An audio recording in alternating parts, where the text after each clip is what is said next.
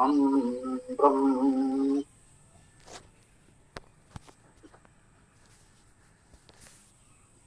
इंद्र सूक्त के साथ वेदायन का प्रथम अध्याय पूर्ण हुआ था कल। आज इस वेदायन भाष्य का द्वितीय अध्याय यम यमी सूक्त के साथ आरंभ हो रहा है। यम यमी सूक्त ऋग्वेद 10वें मंडल का 10वां सूक्त है। ऋग्वेद मंडल 10 सूक्त 10। इस सूक्त में ऋषि के रूप में यमी वैवस्वती और यम वैवस्वत ये दोनों ऋषि और देवता के रूप में आए हैं। दोनों रूप में आए। ध्यान दीजिएगा, पुनः हम प्रयास कर रहे हैं। ऋषि और देवता जो सूक्तों में मंत्रों में प्रमुखता से कहे जाते हैं और उसके भाव विचार को समझने में बहुत उपयोगी होते हैं। तो इस यम यमी सूक्त में यमी वैवस्वती और यम वैवस्वत किसी मंत्र में ऋषि हैं, किसी मंत्र में देवता। ये बात महत्वपूर्ण है जो हमें समझना है। प्रथम मंत्र में ऋषि यमी वैवस्वती है, देवता यम वैवस्वत है। यमी अर्थात यमन से युक्त, नियमन से युक्त, जो यम का अर्थात नियमन का, संयम का पालन करने वाला, उसे ही तो यमी कहा जा सकता है। यम युक्त यमी।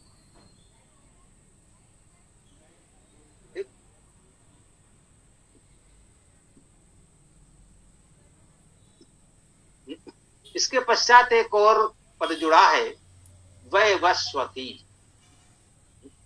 ये यमी यम का पालन करने वाला कैसा है, वो वैवस्वती भी है। वैवस्वती विवस्वान से बनेगा।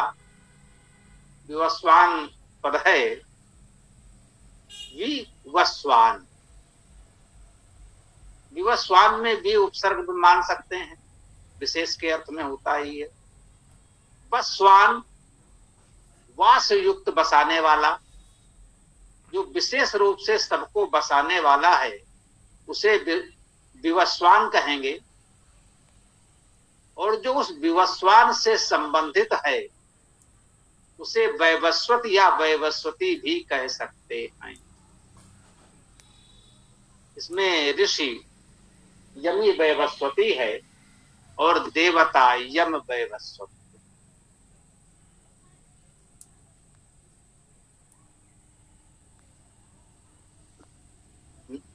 इसमें मंत्र का जो अर्थ है वो तो किया ही जाएगा।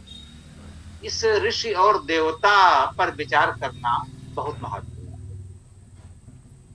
ऋषि देवता सभी मंत्रों पर लिखे होते हैं। उनका महत्व है अर्थ को समझने की दृष्टि से। कुछ लोगों ने कहीं यहां वहां से सुन भी लिया है तो भी कह देते हैं कि भाई ये देवता के अनुकूल अर्थ है तो ठीक है, अर्थात वेद मंत्रों का अर्थ या भाष्य देवता के अनुसार होना चाहिए। यद्यपि देवता क्या है, उसके अनुसार भाष्य क्या है, कैसा क्या है, ये तो समझ में उनके भी नहीं आता। कहीं सुन लिया होगा। अधिकांश की स्थिति यही है। जो लोग गंभीरता से समझते हैं उनकी बात अलग है।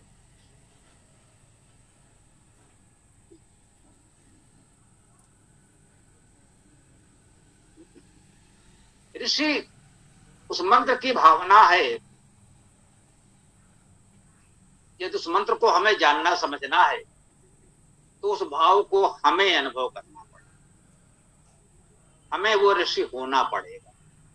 यमी वैवस्वती हमको होना पड़ेगा इस मंत्र को समझने के लिए।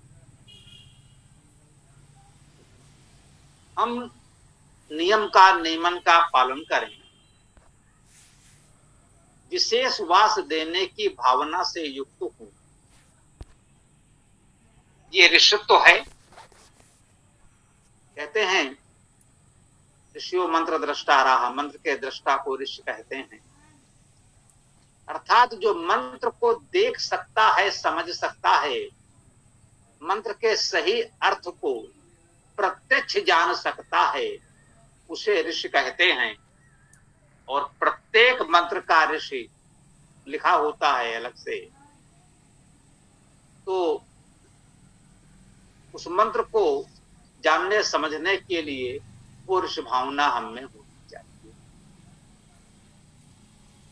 देवता उस मंत्र का वर्ण विषय होता है, जो उस मंत्र की दिव्यता है। देखिए पुनः यहां ये बात ध्यान देने योग्य है, संस्कृत व्याकरण की दृष्टि से देवता शब्द स्त्रीलिंग है, देव शब्द पुल्लिंग है, देवता स्त्रीलिंग है। जैसे मृदु से मृदुता, कोमल से कोमलता, कठोर से कठोरता, मूर्ख से मूर्खता, जड़ से जड़ता, ऐसे शब्द बनते हैं। ये ता प्रत्यय लगने से वो उस गुण का बोध कराने लगता है, गुणवाची विशेषण बन जाता है।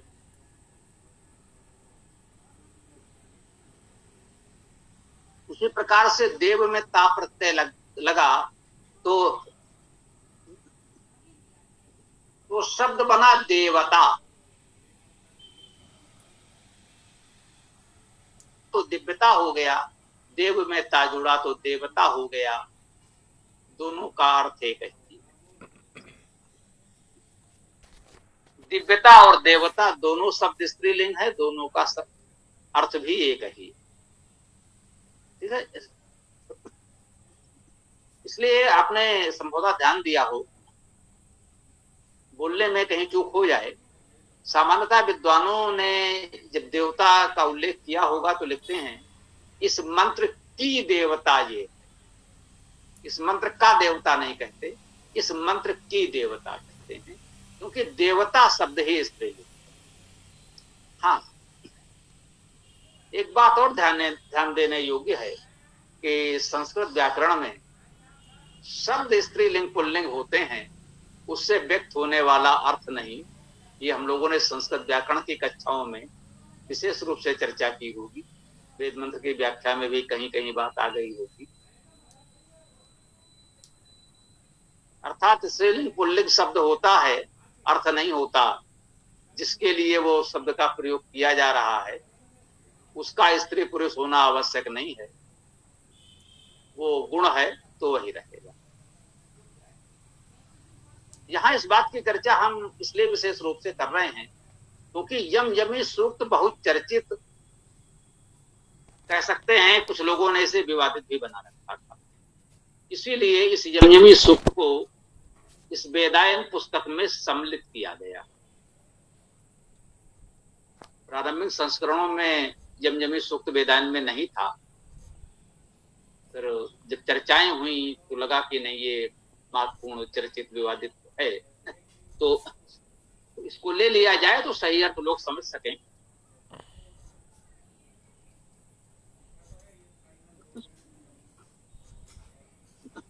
हो सकता है आज मंत्र का अर्थ ना भी किया जा सके तो कोई बात नहीं, आज इस विषय को थोड़ा चर्चा में समझ लें तो अच्छा होगा।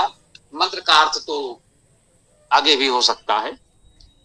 तो यम यमी सूक्त क्या है और उसकी चर्चा क्यों है?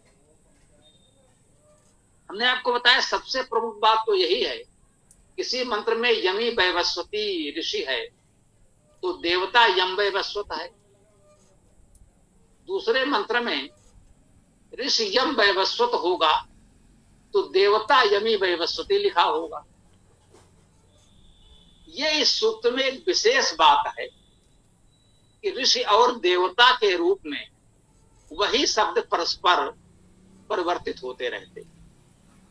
इस मंत्र का ऋषि दूसरे मंत्र में देवता है और इस मंत्र का देवता दूसरे मंत्र में ऋषि है।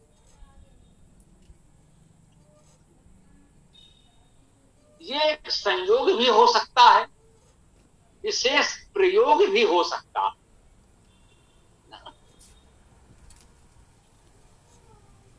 इसके माध्यम से कुछ विशेष संदेश देने का प्रयास भी हो सकता है।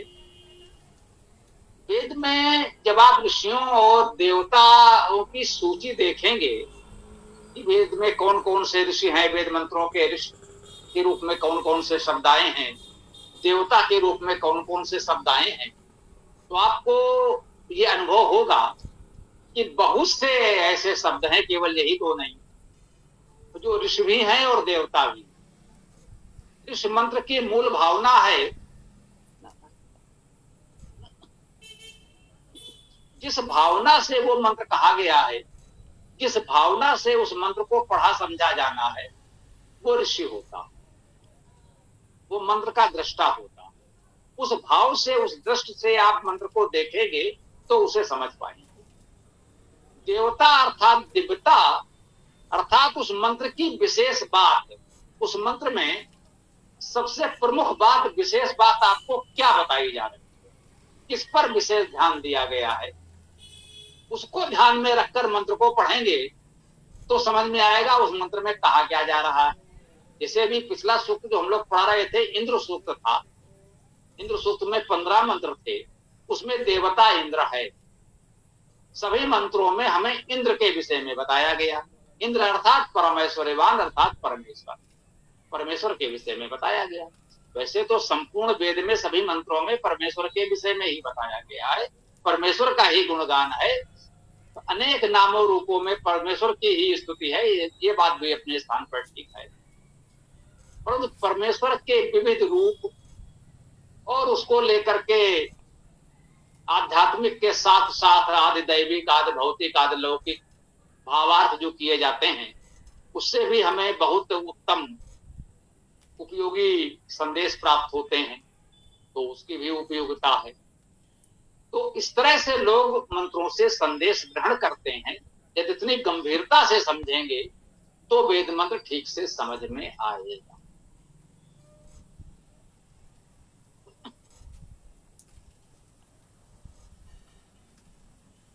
वेद सूक्त, ये जो यमी सूक्त है, इसकी जो सबसे प्रमुख बात है, जिसके कारण इसको इस वेदांत पुस्तक में हम लोगों ने सम्मिलित किया, उसको कह करके हम अपनी चर्चा को विराम दे सकते हैं। मुख्य बात है शब्द यम और यम। यम शब्द देखने से पुल्लिंग लगता है, यमी शब्द देखने से स्त्रीलिंग लगता है। यमी के साथ वैवस्वती विशेषण या उपाधि का प्रयोग हुआ है, वो भी स्त्रीलिंग प्रतीत हो रहा है, और यम पुल्लिंग है, उसके साथ वैवस्वत लिखा है, वो भी पुल्लिंग है। तो यम वैवस्वत पुल्लिंग और यमी वैवस्वती स्त्रीलिंग ऐसा माना गया। ठीक है, इतना मान लिया तो ठीक है, इसमें कोई हानि नहीं है। व्याकरण के दृष्टि से यम वैवस्वत पुल्लिंग शब्द है, यमी वैवस्वती स्त्रीलिंग शब्द है, यहां तक तो ठीक था। अब कुछ महानुभावों ने अपने मन की कुंठा के अनुरूप वेद में कल्पनाएं जोड़ने वालों ने, हम कहें कि वेद के उच्च आदर्श को, उच्च आध्यात्मिक स्तर को न समझते हुए वेद मंत्रों का अनर्थ करने वालों ने यहां कल्पना ये जोड़ी कि यम और यमी दोनों जुड़वा भाई बहन हैं।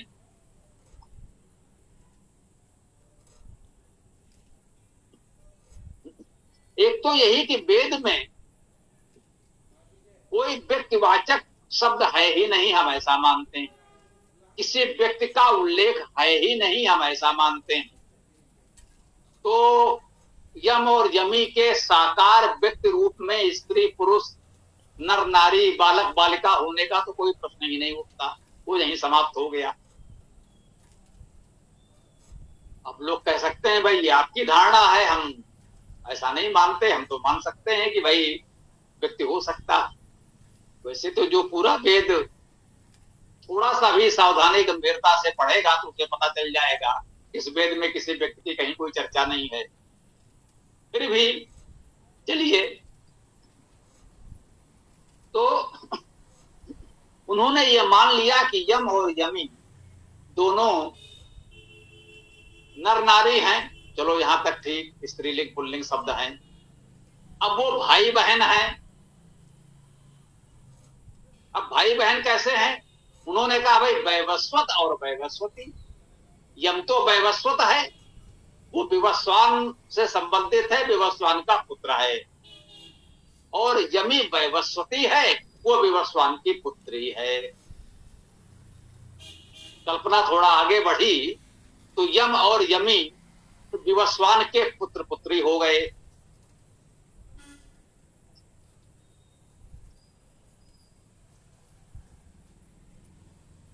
पहले स्त्री पुरुष हुए, फिर वो पुत्र पुत्री हो गए, आगे वो जुड़वा भाई बहन हो गए। अभी जुड़वा भाई बहन कैसे हो गए ये जान से आ गए। संभवतः ये कल्पना हो, यम यमल युगल, युगल का अर्थ तो जुड़वा दोनों होता है, कुछ ऐसा ही जोड़ करके उन्होंने यम यमी में जुड़वा कल्पना कर ली होगी, यद्यप इसका कोई आधार नहीं है। यम और यमी स्त्रीलिंग पुल्लिंग शब्द प्रतीत होते हैं, वैवस्वत वैवस्वती आते हैं। चलो ठीक,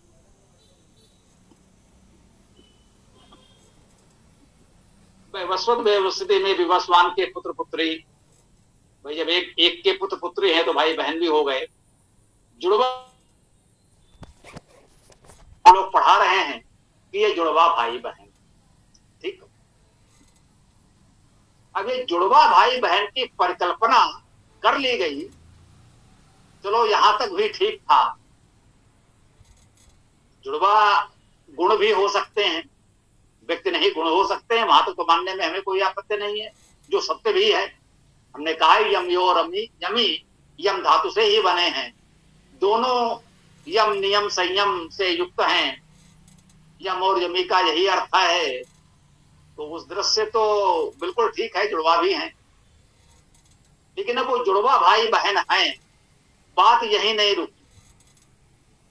वास्तव में इतना समय हो गया है, जैसा कि मैंने पहले भी निवेदन किया था, आज इस मंत्र का अर्थ नहीं करते हैं, इसे अगले दिन के लिए रख लेते हैं। आज यही समझ लीजिए कि अब उन्होंने कहा जुड़वा भाई बहन है, यहां तक तो बात आ गई। अब जब इस मंत्र का वो अर्थ करते हैं, परिकल्पना प्रस्तुत की है, बहन अपने भाई से प्रणय निवेदन कर रही है, अर्थात विवाह का निवेदन कर रही है। वो अपने भाई से कह रही है कि तुम मेरे से विवाह कर लो। भाई कह रहा है नहीं नहीं भाई ये तो ठीक नहीं है, बहन से विवाह कैसे किया जा सकता है। जिनके पास भी पुस्तकें हैं, हमारी वेदायन है, उसमें यदि यम यमी सूक्त है, आपके पास वो संस्करण है, तो वहां देखिएगा। जिनके पास ऋग्वेद किसी भी रूप में उपलब्ध हो सकता है वो देखिएगा, संख्या भी ठीक है, 10 10 10वें मंडल का 10वां सूक्त। तो इसको कृपया देखिएगा, इसमें कहा भाई बहन, कहा उनके बीच विवाह का प्रस्ताव। मुझे इस पूरे सूक्त में इस परिकल्पना की कोई छाया भी नहीं मिली। जब हमने इसका शब्दशः धातु अर्थ किया तो इस पूरे सूक्त में ऐसी कुत्सित परिकल्पना की कहीं छाया भी नहीं मिली। इसी उद्देश्य से इसको रखा गया है कि जब शब्दशः धातु अर्थ हम करेंगे तो इस प्रकार की परिकल्पनाएं, विवाद समाप्त हो जाएंगे। हम किसी की निंदा नहीं करते, टीका टिप्पणी नहीं करते। हमने अपने वेदायन भाष्य में या अपने ऋग्वेद भाष्य में केवल शब्दशः व्याकरण संबद्ध प्रामाणिक अर्थ कर दिया है। हमने कहीं कोई ये टीका टिप्पणी नहीं की कि अन्य लोगों ने इसका क्या क्या और कैसे कैसे अनर्थ किया है। हम ऐसे लोगों का नाम क्यों लें? जिन्होंने ये अनर्थ किया है उनका नाम क्यों लें? आपके साथ तो मित्र चर्चा होती है, इतना संदर्भ आवश्यक था कि ये सब चर्चाएं हुई थी, इसी से इसको जोड़ा गया है। आप सबके बीच ये चर्चाएं हुई थी, तभी ये सूत्र लिया गया है।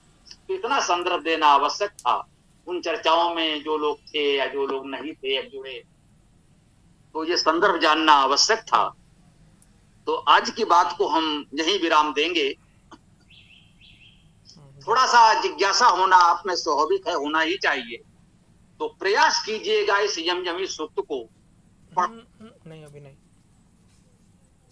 यमयमी के जुड़वा भाई बहन होने और उनके बीच वैवाहिक प्रस्ताव जैसा कुछ आपको दिखता है, तो थोड़ा सा पढ़ लेंगे, समझ लेंगे, मानसिक रूप से तैयार होंगे, तो इस मंत्र की व्याख्या में कुछ अधिक ही आनंद आएगा। आज इसका पहला मंत्र केवल पढ़ देते हैं और अपनी इस चर्चा को हम विराम देंगे।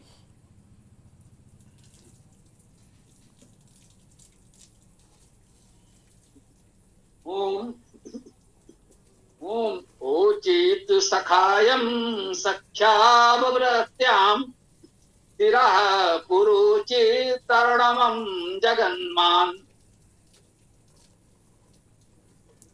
इत वेदा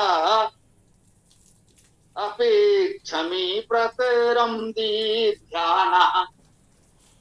सुंदर मंत्र है, अर्थ पर विचार हम लोग आगे करेंगे। हम अपनी बात को आज यहीं विराम देते हैं। आप लोग आगे जो भी प्रश्न विचार प्रस्तुत करना चाहें रख सकते हैं। बहुत बहुत स्वागत है। कृपया जिसको जो भी कहना है तत्काल अपनी बात रखें, विराम न दें। ओम।